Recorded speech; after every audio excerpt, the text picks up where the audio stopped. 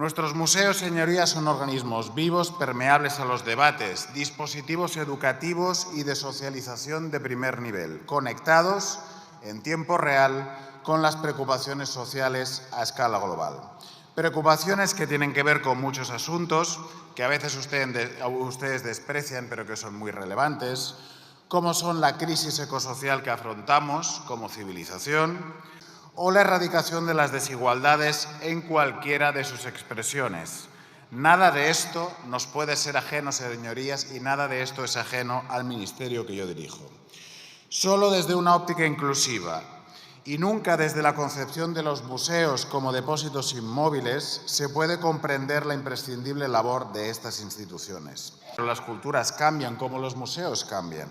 Los museos son organismos que forman parte del debate social y que con toda normalidad han ido incorporando miradas, sensibilidades y puntos de vista que convergen en una tarea. Cada día con nuevas miradas y planteamientos. Hablaremos de cómo los museos pueden mejorar su contribución a la igualdad.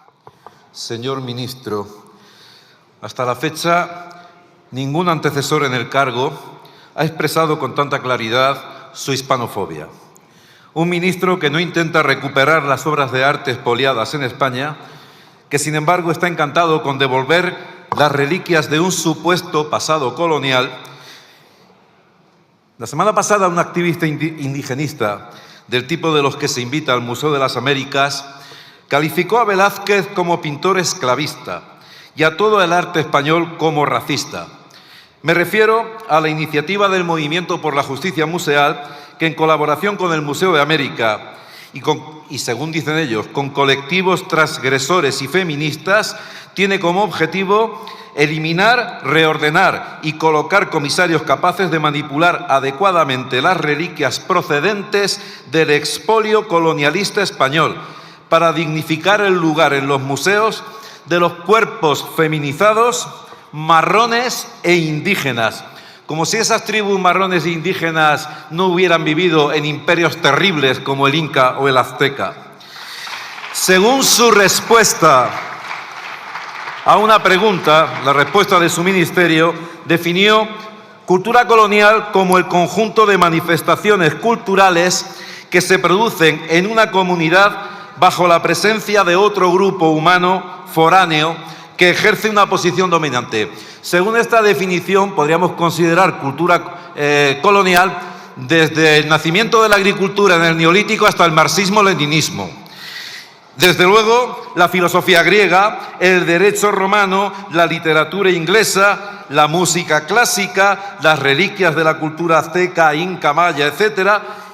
¿Y sabe qué? Hasta esas teorías del género que se popularizaron por el área de influencia de los Estados Unidos, podrían ser consideradas como cultura colonial.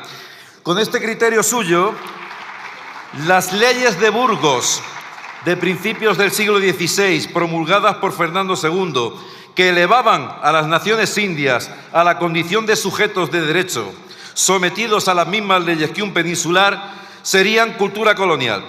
Cultura colonial serían los hospitales, catedrales, universidades construidas por los españoles en todo el mundo.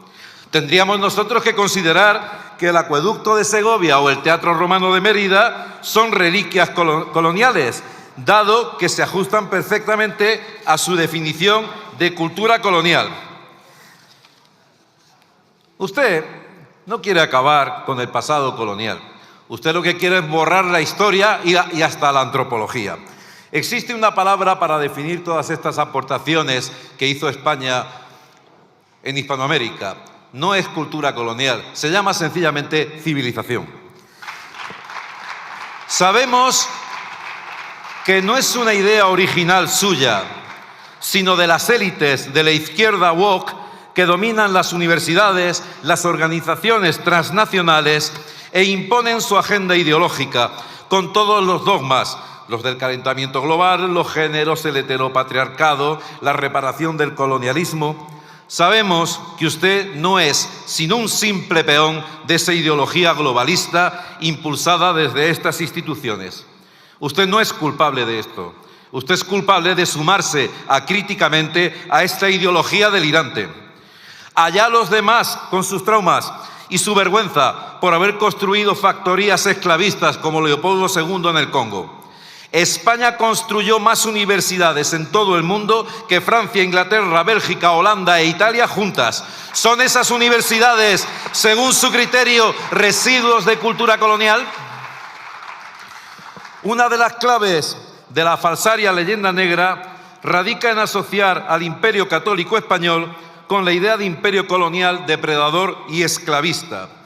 No puedo reproducir aquí en el escaso tiempo que tengo la discusión sobre estos asuntos, pero aun reconociendo que en toda conquista se producen crímenes e injusticias, y España no fue una excepción, no vamos a caer en la leyenda rosa.